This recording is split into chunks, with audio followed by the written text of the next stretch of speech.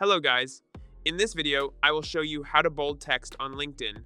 Format text boldly on post, LinkedIn tutorial. So, let's start the video. So, if you are starting your post, click on Start a Post, and now you want to write anything. So let's say hi guys, and I want guys to be bold. So how do I actually do it? So first, copy your text. Select it and then press Command+C or Control+C if you are on Windows. This will copy your text to the clipboard. Now open a new document. Then create a blank document and press Command+V or Control+V if you are on Windows. Then select the part that you want to make bold and press the bold button, the B. Now it is bold, as you can see. Now all you have to do is select it again and then press Command+C. Go over to LinkedIn.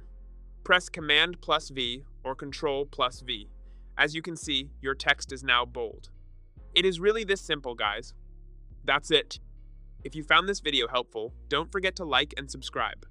Thank you for watching.